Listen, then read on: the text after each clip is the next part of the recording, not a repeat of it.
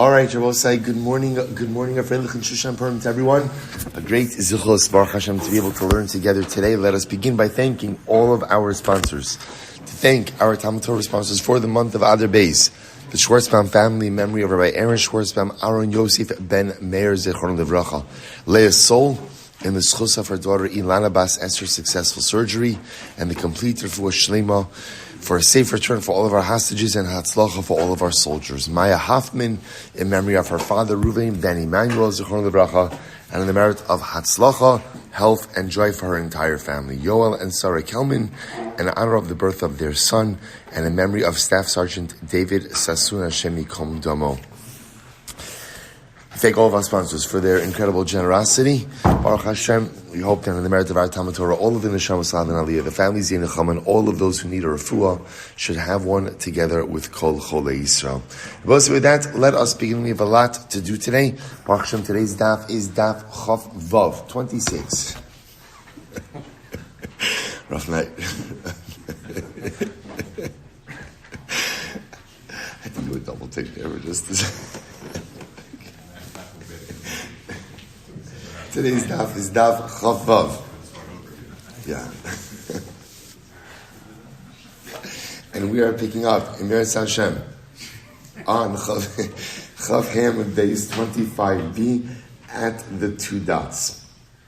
At the two dots. Well, so again, the two dots, so it is, two dots, the last two dots. It's 2, 4, 6, 8, 10, 12, 14 is 16, 18 lines up from the bottom. So remember again, the Mishnah said that if you find a kli in the garbage dump, so if you go ahead and you find it covered, so don't touch it. If it's uncovered, then ultimately again you take it and you announce it. Okay? Again, logic being that if you find it covered, then halacha l'maaseh, that's indicative of intentional placement. If you find it uncovered, that would be indicative of the fact that it was just lost. So it says the Gemara, Urminu, Mara is a kasha. Masakli taman ba'ashba notel machris. If you go ahead and you find a covered utensil in the ashba, in the garbage dump, you should take it and announce it. Shekin derech ashpa libanos. Because the derech of a garbage dump is that it's emptied out. Amr Zvid said, Lo kasha, it's not a contradiction. Ha bikuvi v'kasi, ha b'sakini behimnik. So we'll say, interesting distinction. The Gemara says it depends. One is talking about a case of what he calls kubi and kasi. Rashi says over here, kubi kasi, timunim midas havi v'lo bahem. So we'll say, so kubi kasi literally means barrels and cups. The idea over here is, these are larger utensils. Larger utensils. So the chap with larger utensils is, there's no way someone accidentally threw it out. Ultimately, again, it could only have been there if someone intentionally placed it there. Ha b'sakini v'himnik. As opposed to forks and knives. Forks and knives, I will say, which could often happen is what? You're clearing off the table, right? This is like in Yoni Diyom over here, right? You're clearing off the table, and there's a whole, what's the right word? Zach, right? No, Zach is not the right word over here, right? There's a whole bunch of stuff going on. You clear off the table, and it turns out that you threw out some stuff, the forks and the knives together. So if you find large utensils, like the barrels and the cups, you find them in the garbage dump, leave that alone. Leave that alone, because it's possible that there was intentional placement. Smaller utensils, you do pick up and you go ahead and you announce. Why? Because there's a greater probability that halacha l'maisa, someone inadvertently threw them out. Very interesting. That Papa says, both the Mishnah and the Brisa could be talking about smaller utensils. Larger utensils like barrels and cups. V'lo kasha, kan ba'ashpa ha'asur lipanos, kan ba'ashpa she'ina asur lipanos. So Rabbi says it's actually interesting. So Rav Papa suggests maybe the distinction to be made is not in utensils, but rather the distinction to be made ultimately again is in the type of garbage dump that we're talking about over here.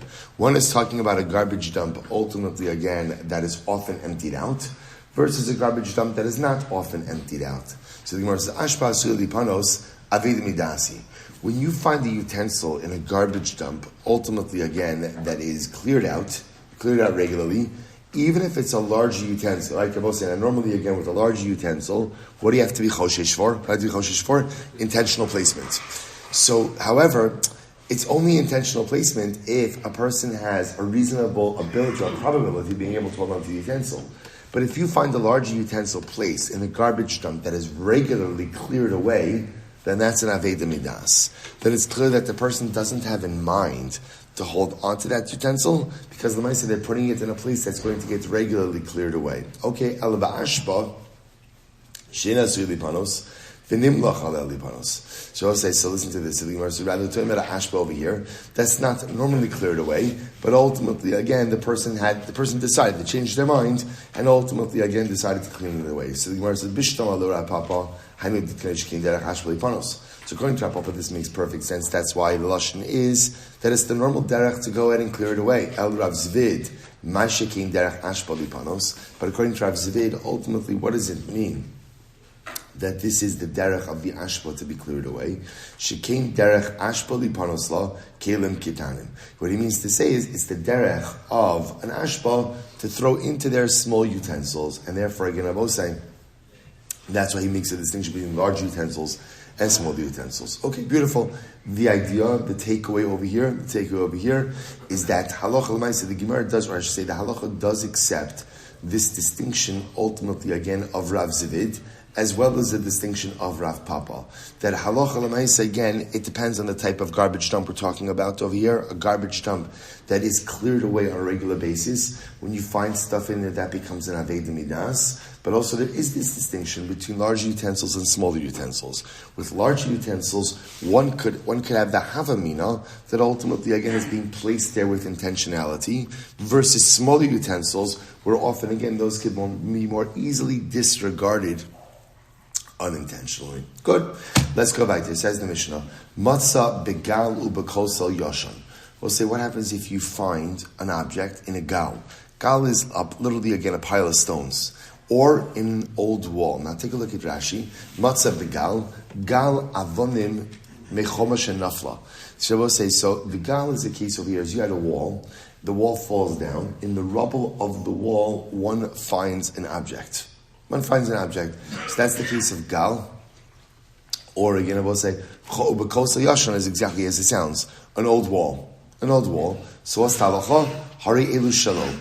You are allowed to go ahead. The finder is allowed to keep these objects. Okay, we'll see why that is. Nimsa Bekosel Chadash. Interesting case here. What happens if you find an object inside of a new wall? So we'll say, so just the image that you have it is we're talking about again. I will say a wall that has like a hole in it, right? That has like a hole in it. Now in this case, what we're going to see over here is the hole goes all the way through, right, from one side of the wall to the other side of the wall. So now I find an object in a. So we'll say, so again, in general, first halacha is if you find an object in a pile of rubble, the rubble was from a wall that fell down, or ultimately, again, inside of an old wall, so whoever finds the object gets to keep the object. If you find the object in a new wall, then I will say everything depends on where you're finding it. Metzia v'lachutz, if ultimately, again, you find it kind of like, we'll call it from the halfway mark to the outside of the wall, then ultimately, that belongs to the finder. Shalom. But if it's in the part of the wall from, let's say, half of the wall to the, we'll call the interior of the wall, which is the side of the wall that faces the Rishus HaYachid, the owner's property, then ultimately, again, shall balabayis. Then Allah Chalamayis, that belongs to the balabayis, to the homeowner. I will say, what happens if a person has a home that he rents out to others? So we'll say if you have a rental property, whatever you find in the rental property belongs to the finder. Now again, we'll discuss the parameters there. I will say, I'll just point out how incredibly amazing and beautiful is it that we're learning a Gemara about a wall on Shushan Purim. The halacha is, right, that remember again, unwalled cities celebrate Purim yesterday when we celebrated on the 14th of Adar, and Krachim, Hamukafin Choma Mimos Yoshua Binun. So we'll say cities that have an old wall. It's got to be an old wall, dating back to times of Yoshua Binun, in order not to Chas Shalom embarrass Yerushalayim and Kodesh. So celebrate Purim today. I will say, how incredible is it that again, we just have a Mishnah that teaches us the halachos of an old wall. An old wall, all today on Shushan Purim. Absolutely incredible. And if you're not excited about this, it's clear that you're still recovering from Purim. Okay, but it's all right. I'll give you a pass on it. I will say, absolutely incredible. Absolutely incredible. Let's go by this. Says the Gemara. Tana. So we'll say, so let's analyze on the first halacha over here. Let's analyze on the first halacha. So the first halacha was, if you find an object either in a pile, again, so an old wall that collapsed, or halacha l'maisa, again, inside of an old wall, that belongs to the finder. To the finder. So it says the Gemara. So Tana mepnei sheyachol lomar lo shel amoroim. So this is actually very interesting. I will say, what a fascinating Gemara. Why are you allowed to keep the object that you find in the pile of rubble or inside the old wall? Because you could say, this didn't belong to the owner of the wall. This dates back to the time of the Amoraim. Okay, so the Gemara says, I don't understand. Atu Amoraim mitznai Yisrael mitznai. I understand. Only Amorites put stuff in walls. Jews don't put stuff in walls. Lo tzricha will say top of chavav the shasich tvei. Very interesting. Will say, what's the case over here? Because the item was very rusty. So it was so rusty that is indicative of the fact that obviously it's very old. Rashi points out there the shasich tvei helo chaluda rabba to koli helo shavik lahu. So it says it's too rusty. In other words, this is ancient. That's the point over here. This is ancient. That level of rust means that it's been there for a very long time, and therefore again this must have been placed there many owners ago, and therefore halacha l'maisa, I, the finder, am permitted to go ahead and keep it. Incredible. So we'll say that's halacha number one of the Mishnah. What's halacha number two? There's an object in what we'll call a new wall. In a new wall. So what's halacha over here? It depends. What does it depend on? Which part of the wall it was found in. If it was found, we'll call it from the midpoint of the wall and out. So just to be clear on our terminology, out means what? Out means towards the side of what we'll call the Sarab in the street. So from the midway point to the outside, it belongs to the finder. From the midway point to the interior, it belongs to the balabas, to the householder. So the Gemara says it's fascinating. Amar Ravashi. So okay, that's a pretty straightforward halakha. Amar Ravashi, sakin. I just want to point out something interesting. I know what you're thinking. Yes, I developed this skill over Purim, right? I know what you're thinking. So be careful. As long as no one knows what I'm thinking, we're in good shape. So you're thinking to yourself, I don't understand. These cases are so interesting, right? Because somebody owns this wall, right? Somebody owns this wall. So you're thinking to yourself, it's such a strange halacha, right? That you have a wall, which is owned by Reuven, right? Reuven built the wall, it's his wall. And generally, now we're talking about if you find something in the wall, if it's from the midpoint and out, it belongs to me, the finder. But I don't understand, it's in Reuven's wall, right? So why doesn't Reuven automatically own everything in his wall? So remember, what's the answer to that? The answer to that, because it's common in a wall that abuts the Rishus Harabim for people to put their stuff down there. So therefore, again, it's just as likely that it's Reuven's, it's just as likely that it belongs to someone else, that it belongs to Reuven. That's what's happening over here. And that's why, again, the Mishnah says, especially in a wall where you have an opening that runs through the entire width of the wall, so we're going to look at where the item was placed. If it was placed from the midpoint and out, so ultimately, again, the probability is that it belonged to a passerby who put it there, who then forgot about it. If it's from the midpoint to the inside, then the statistical probability is that it belongs to the balabas. Amar Ravashi says, this is actually fascinating. Sakina basar kata vikisa basar shanse. Or shanase. So let's listen to this. Ravashi says, a knife, you go after the handle, and a money bag, you go after the strings. So we'll say, what does that mean? When looking at a knife, so it's interesting. So the Mishnah espouses a rule, right? So the rule is that in a wall, and the opening in the wall goes the entire way. We look again, midpoint to outside belongs to the finder. Midpoint to the inside, ultimately again belongs to the balabas. What's interesting over here is as follows. What about halacha l'maisa, a knife? So Ravashi says a knife goes after the handle. What does that mean? I will say, so it's very intuitive. when you put down a knife, the presumption is no one's holding the knife by the blade, they're holding it by the handle. So therefore, I will say what you do is, when it comes to a knife, you look at how it's put down. If the handle is facing what we'll call the Rishus Harabim, then the Pashtus, what does that tell you? It was placed there from someone in the Rishus Harabim. If, on the other hand, the handle is facing the what we'll call the Rishus HaYachid, then that would seem to indicate that it was put there by the Balabas. Same thing with the money bag. So apparently, again, both say by the money bag. So ultimately, again, everything goes after the strings. The strings of the money bag. So bepashtos, again, if the strings are facing the outside, then that would indicate that it was placed there by someone on the outside. Strings are facing the inside, that would indicate that it was put there by the balabayis. Very interesting. Elamas nisin diktani mechasio lochos shalo mechasio v'lifnim shabalabayis. So I say, I don't understand. So what do you do with the Mishnah? Right, because the Mishnah doesn't qualify halachas like that. Right, the Mishnah just simply says everything is about area of placement. Midpoint to the outside belongs to the finder. Midpoint to the inside belongs to the balabas. So what's going on? So the Gemara says, I don't understand. Let's look at the object. Ikata lagav, ikata lebar, ish shenatse lagav, ish shenatse lebar. I don't understand. So basically what we just said, just look at the handle. Or just look at the strings. So the Gemara says, no. Masnisin bo'udra v'naska. So ultimately, I will say the Mishnah is talking about udra are literally tufts of wool. Naska is a piece of silver. So the idea to Gemara is that what? The Mishnah is not talking about money bags and knives.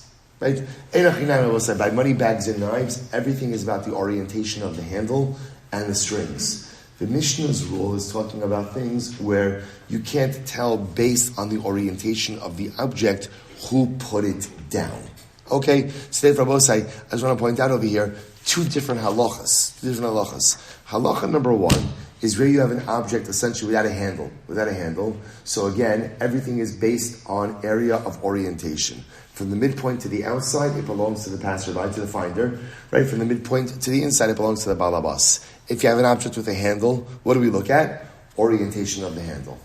Wherever the handle is pointing, that indicates ultimately, again, who went ahead and put it down. So Tana,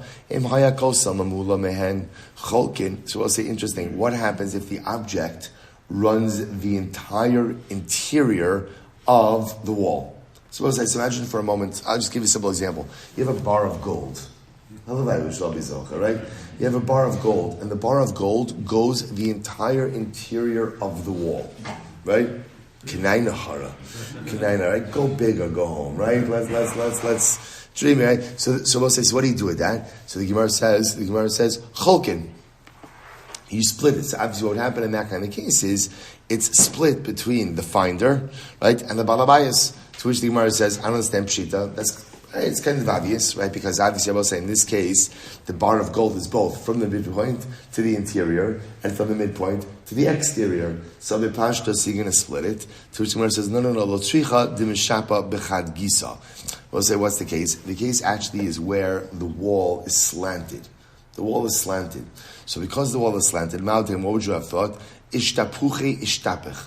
You might have thought that really this bar of gold was really actually oriented towards one of the sides. But what happened? The wall slanted, right? And it moved. So maybe Allah, so we have to see who the real owner is. Kamash Malan, though, the most safe, when we stumble upon this situation, if halacha it's spanning the entire area, then halacha l'maisa, we split it between the finder and the balabais. Incredible.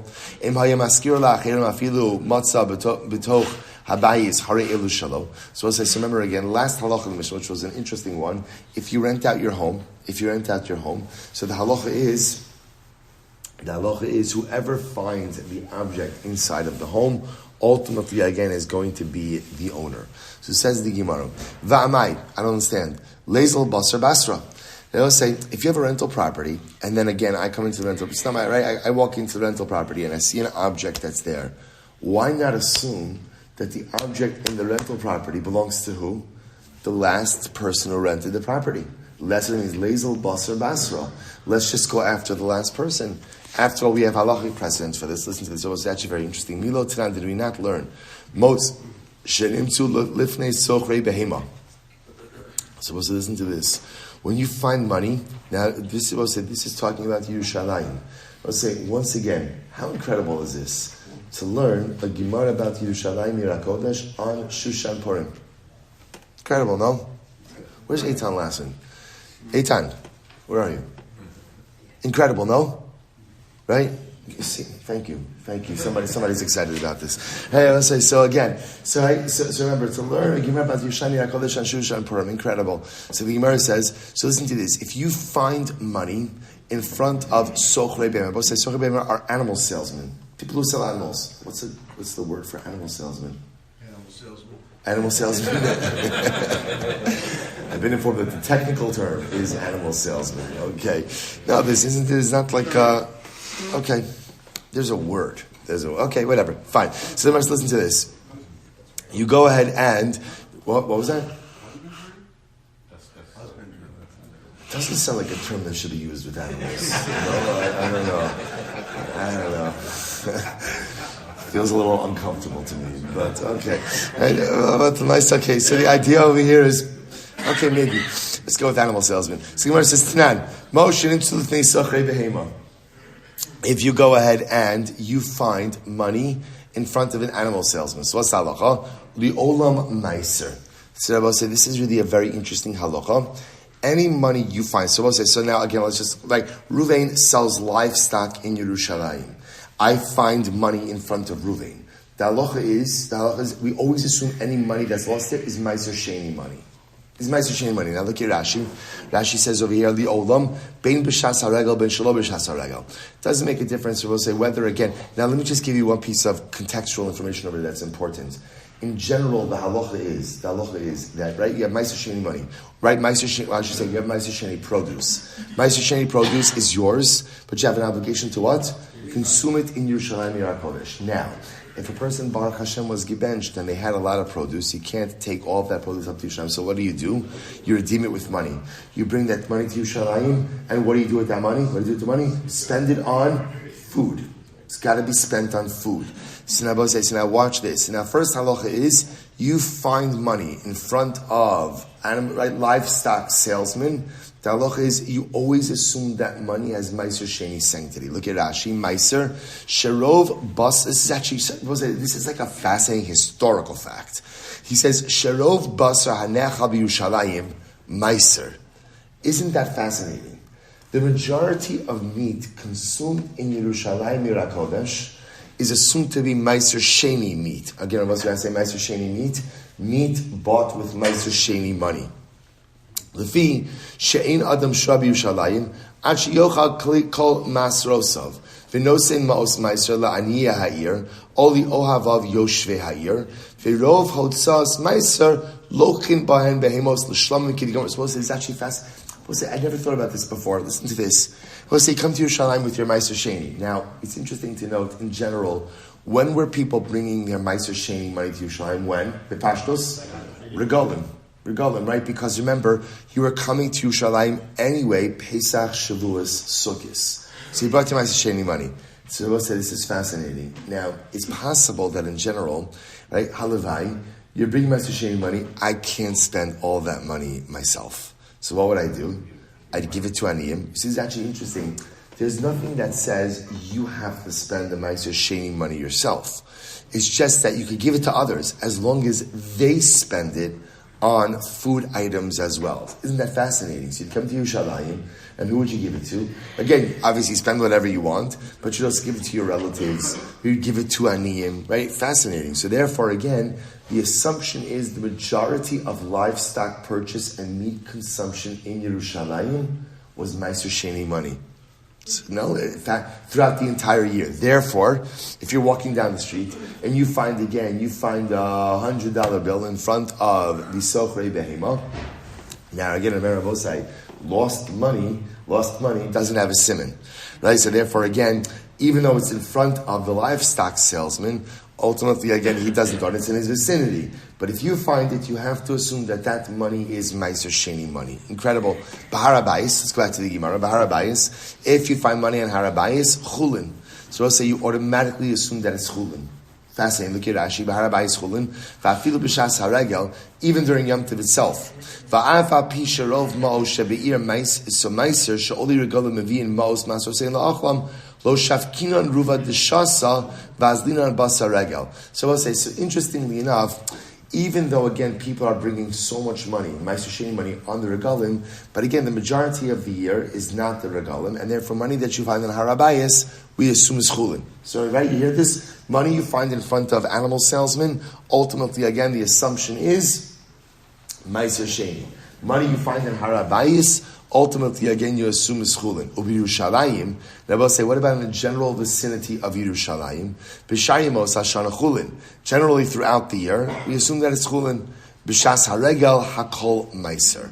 But during the regalim, we assume that any money you find stam in Yerushalayim ultimately is Meiser Sheni money. Again, and the logic being that during the regalim, it was common for people to go ahead and bring up their Meiser Sheni money. Incredible.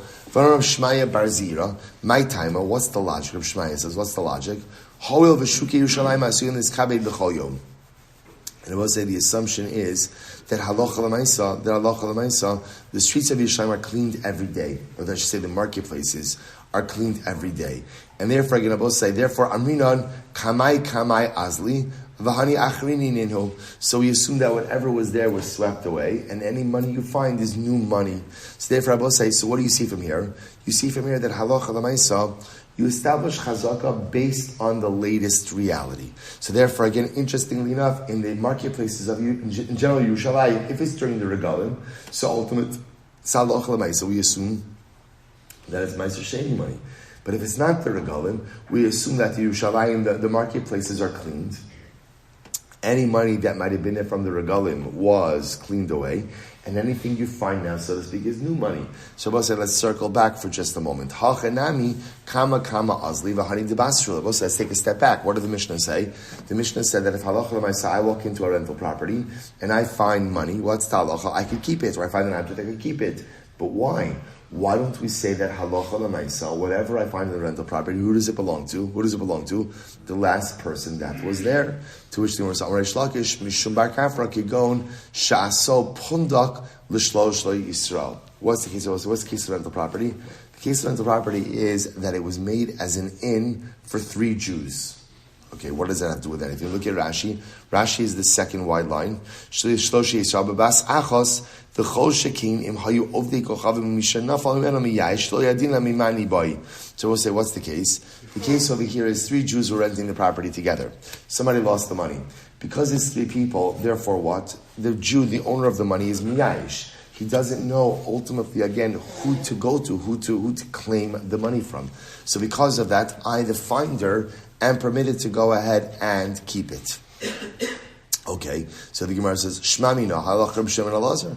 So we'll say ultimately again, see from here that the halach of Reb Shimon Elazar, like we saw on Shabbos, afilu b'rov Yisrael, Elamra Menashe Bar Yaakov Kigon, Sha'aso Pundak L'shlosha Ovdei Kochavim. So Menashe Yaakov says, no. What's the case? The case is where the property was rented out to 3 Ovdei Kochavim, to 3 non-Jews.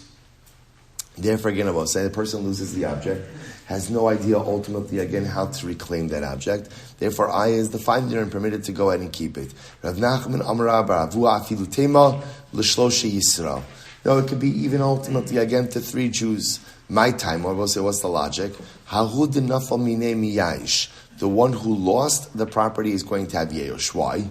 Meir Amr, he's going to say like this. Let's say, right, so again, 3 Jews, all rented the same property. The person who dropped the money is by definition going to have yeyosh. Why? He's going to say like this. Meir Amr, mechti, inshi achrina lo hava bahadei elahani.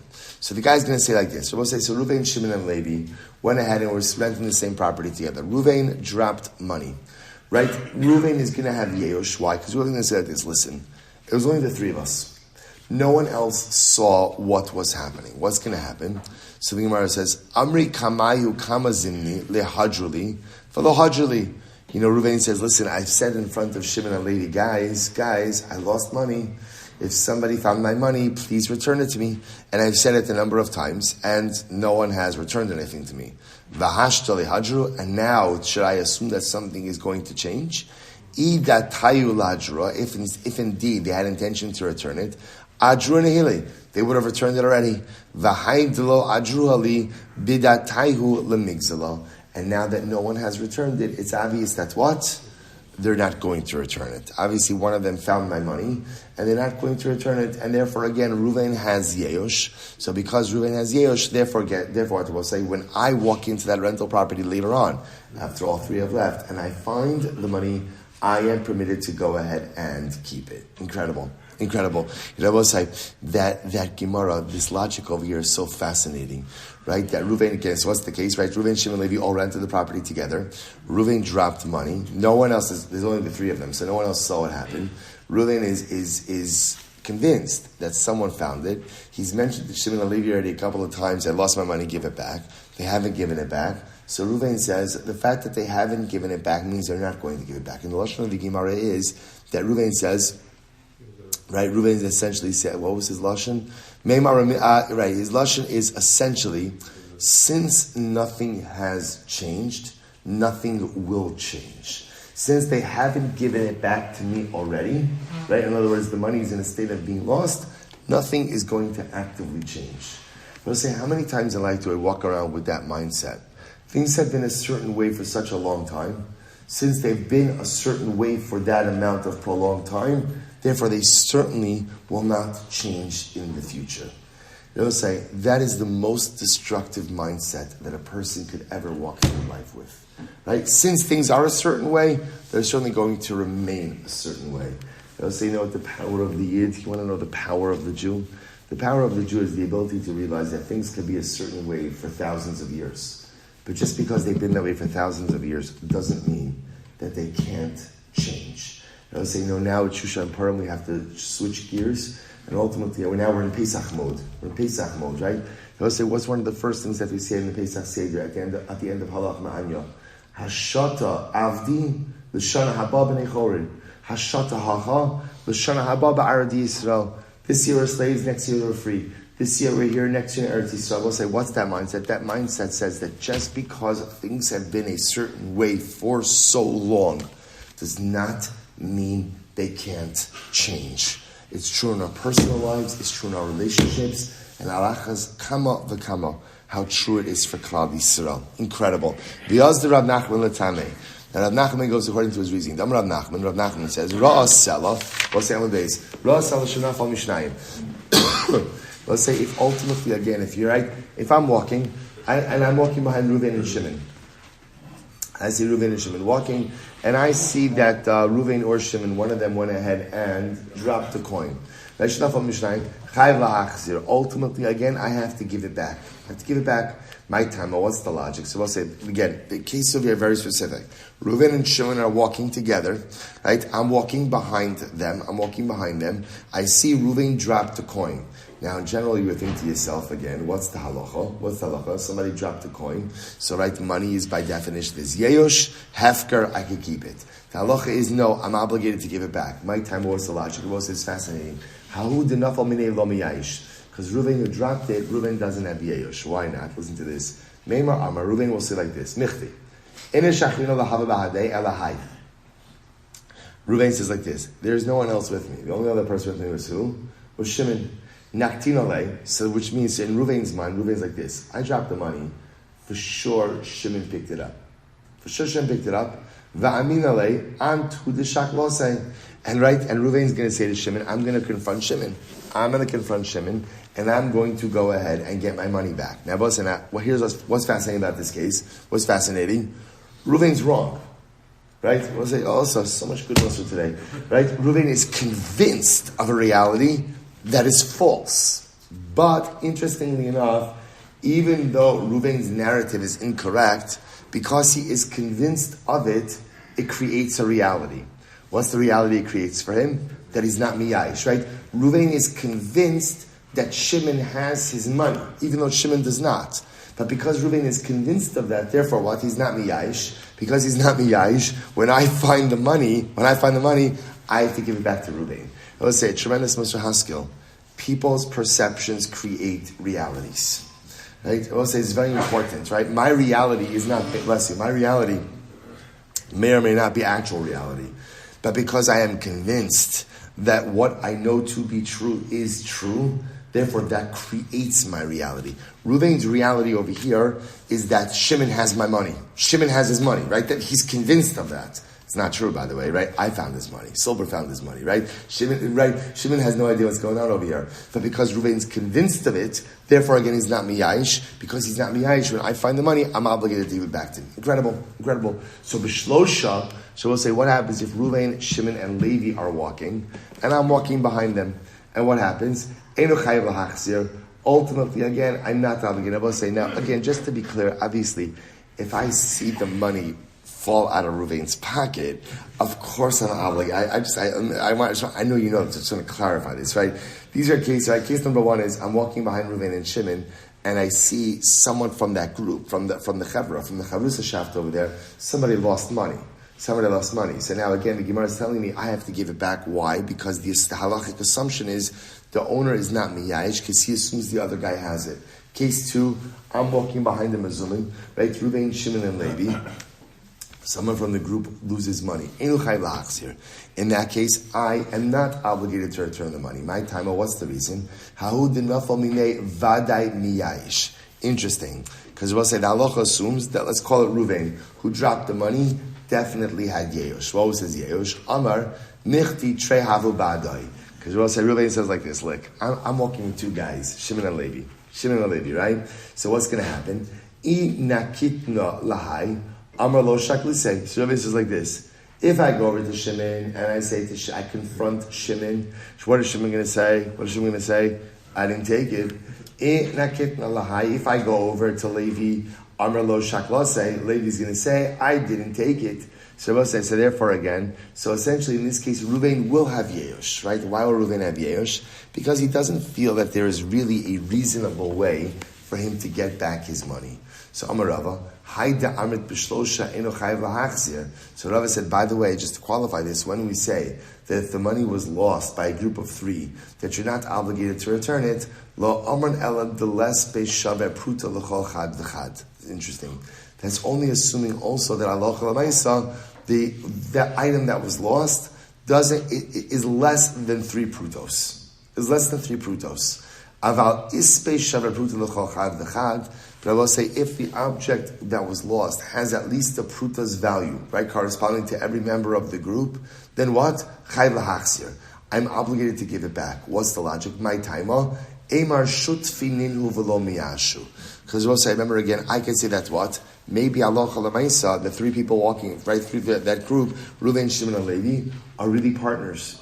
They're business partners. And we'll say, ultimately, again, the object that was lost is jointly owned property. And as long as there is a pruta's worth of value for each of them, no one has Yehush. And therefore, I'm obligated to go ahead and return it. Ikedami, very interesting halacha. Rashi, we can say, look at Rashi. Rashi says, Emar shutfininu b'selazu. Right, they're all shutfim in this selah. V'ne'emanim ze al ze. And they have credibility with one another. Ve'ein ha'echad choshit es chaveiro b'chelko. And ultimately, again, no one really suspects the other of stealing his portion. And therefore, again, when somebody checks his pocket that doesn't find the coin, ultimately, again, he's not miyayish. Why? Ultimately, again, he says, one of the shutzvim found the money. If one of the shutzvim found the money, why isn't anyone saying anything? Listen to this. So sometimes business partners don't get along so well. So what happens? One of the partners found it, and he's not saying anything in order to cause grief to the other partner, but he doesn't intend to steal it. So ultimately, again, when I find it, I'm finding it before Yehush. Interesting. We find back to Gemara, another version of this. Amarava. So we'll say, now listen to this. In this alternate version, Rava says, the truth is, if I'm walking behind a group of 3 people, Reuven, Shimon, and Levi, even if halacha l'maisa, the object that was lost only has a combined value of 2 prutos. I will say, so just to understand, in the first version of this, in the first version of Rava, I'm walking behind a group of 3 people, and somebody dropped an object from that group, and it's worth 3 prutos, combined value of at least 3 prutos. Rava says, in that case, you're obligated to try to return it. Why? Because it's possible that all three of those guys were shutfim, were partners. This is partnership property, right? And again, there's enough of a substantive chelik for each of the partners. And again, because they're all partners, so no one is miyayish in his chelik. He figures, you know what? One of my partners found it, and ultimately, again, it'll come back to me in some way. In the alternate version of this, Rava says, even if there's not 3 prutos, but there's only 2 prutos of combined value, chayv lahachzir. I'm still obligated to return it. My time, but what's the reason? Amar shutfininu. Same thing. Maybe all 3 people are considered to be shutfin. V'chad minayu achule achle leman segabe chavre. And I will say, but 1 second, but it's 3 people and only 2 prutos. Ultimately, again, maybe one of them forgave his portion vis-a-vis the other. Okay? V'amar Rava, Ra'a Selisha Nefla. So we'll say, now listen to this next case. We'll say, I find a coin that fell. Fine, we'll say that's a regular case. Walking down the street, Shushan Purim, I find a coin that fell on the floor. Natla lifnei yeyosh. So we'll say, now watch this. If I pick it up before the owner experienced yeyosh, Amanas legozla. And I will say, it is my intention to steal it. Okay, look at Rashi. Not lefnei yesh shalosh shakadei lemashmish zevikiso. So we'll say, so essentially what happened is like this. Reuven, right? Somebody dropped a coin. I go ahead and I pick it up before yesh, before the owner had yesh. Rashi points out before the owner even realizes that it's missing from his pocket, right? And I pick it up. I will say on the condition to steal it. In other words, I know full well the owner didn't have yesh. Right? However, I know that, right? And the Maisa, my complete intention is to go ahead and steal the money. What's the aliyah? Over bekulan. I violate a lot of averos. Right? What do I violate? Here we go. Mishum lo sigzol. Number 1, Rabosai, don't steal. Don't steal. That's number 1. Number 2, Mishum hashev tishivim. So Rabosai, so this is not the violation of an avera. This is the negation of a positive commandment, negation of an asay. There's a mitzvah of hashavas aveda, to return a lost object. So by obviously keeping something that I should return, I am going ahead and violating the positive commandment. Next, umishum lo suchal is alim. He will say is another halacha. What's the halacha? That when you see a lost object, don't turn away and pretend you don't see it. Rather, give it back to the owner. I'm turning away.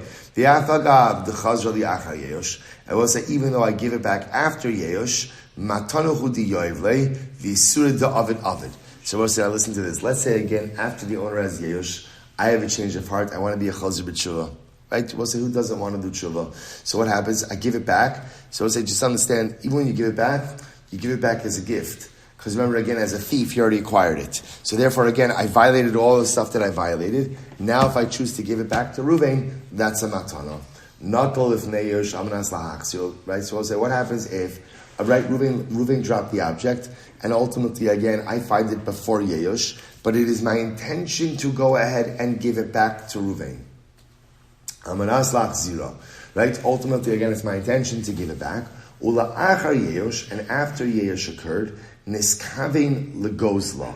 Ultimately, again, I will say, it is my kavanah to go ahead and steal it. So again, I find it before yeyosh, and it is my kavanah to go ahead and give it back. And then after yeyosh, I have a change of heart, and I decide to keep it. What's the halacha? I will say, over mishum hashev tishivim. So first of all, again, I have negated the positive commandment of returning a lost object. Himtin la achenis yashu abaylim v'natla. We'll say, what happens if Reuven loses an object, and I wait to pick it up until I know that he had yeyosh, v'natla, then I pick it up. Eino over elamishum lo sucha le'salim. So we'll say the only thing I'm in violation of is don't turn away. In other words, if you find the lost object, you shouldn't pretend like you don't see it, but rather, again, you should chaperine as quickly as possible and turn it to the owner. Bivat, all right, it's the only thing you violate. Amar Rava. Rava says as follows: Hayman dechazi dinaf al zuzi mechavre beicholsa. So what's an interesting case over here? So Rava says like this: I see Reuven, my friend, and he lost money in the sand. In the sand, beicholsa means in the sand, right? We're by the beach together. He lost money in the sand. So I'll say, what's the halacha? V'ashkechei v'shakle, and ultimately, again, I find it. I'm allowed to go ahead and keep it. Lo mechayiv la'adrele. I'm not obligated to try to find the owner. My time, I will say, what's the logic? Hahu dinafal mine miyayishu.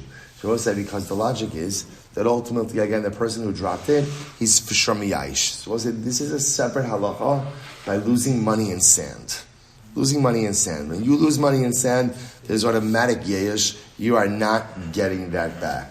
So the Gemara says, Afagav dechazi dease arbala v'kamarbal. Even though what? What do I see? What is Reuven doing?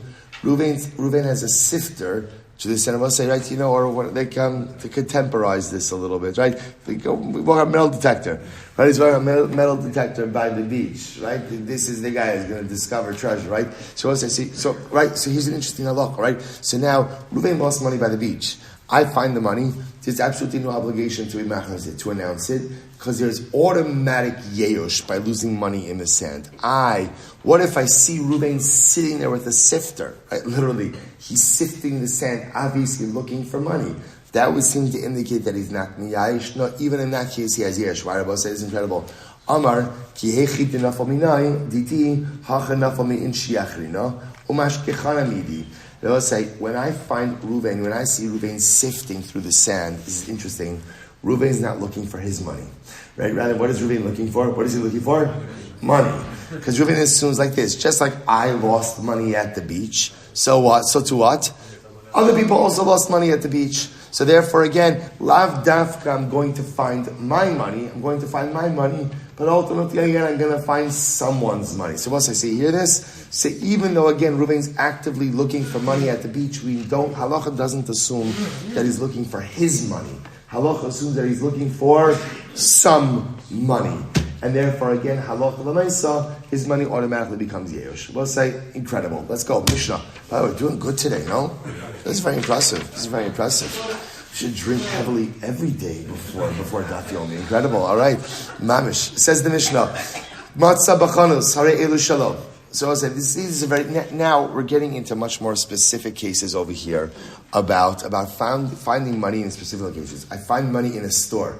And I will say, now this doesn't mean that you go to the cash register. Like, I know this is Baltimore, but still, but for my son, look, that's so interesting that I found money in the register. No. This is talking about, again, I will say, this is talking about, I'm in a store, and I find an object in the store. Not the type of object that the store sells, just a random object on the floor of a store. So what's the halacha? Hare elu shalom. I am permitted to go ahead and keep it. Now Rashi points out over here, so Mosai, essentially, what the Mishnah is saying is like this. A store is Rosh Hashanah. So therefore, I shouldn't say that. I should say this. A store is an area where there's a lot of pedestrian traffic. That's the way I should say it. And there, because a store really is not Rosh Hashanah, but a store is where there's a lot of pedestrian traffic. And therefore, again, when someone loses an object in a store and the object doesn't have a siman, there is what? Automatic yesh. And therefore, if I find the non-siman object in the store, halacha l'maisa, I am permitted to go ahead and keep it. Okay, they will say, what happens if the object is between the chenveni, who is the shopkeeper, and the teva? The teva is the counter. The Rabbi say, so Rashi points this out. The way it used to work was, it's interesting, I think when we think about, let's say, a store, you think about the shopkeeper behind the counter. That's not the way it worked over here. Here, the shopkeeper was in front of the counter. So if you can imagine, you have the shopkeeper, the counter is behind him, and he's like reaching back for change, for other stuff behind the counter. So if you find something, if the object is between the chenveni and the counter behind him, then shal chenveni. It belongs to the shopkeeper. Lifnei shulchani. We'll say, what happens if you find money or an object in front of a money changer? Hare elu shalom. You're allowed to keep it. Beina kisei l'shulchani. What happens, Rabbi say, if it's between the chair and the money changer? Hari elu shal shulchani. Then that ultimately again belongs to the shulchan. So again, remember, the money changer sits behind the table. So obviously, again, anything found between his chair and the table, the presumption is it's going to be the shulchanis. Halokeach peros mechavero. If a person purchases produce from his friend, osha shilach lo chavero peros. Or I will say, my friend sent me shalach manas. Right? Sent me peros. Umatza bahen maos. And there's money found inside of the fruit. Hare elu shalom.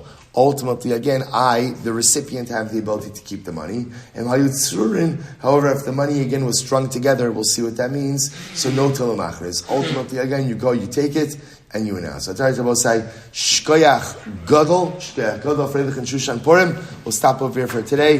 Absolutely incredible. Shkoyach Hebron. All right, Hebron, Zoom, have a great day, everyone. A Freilich and Shushan Purim.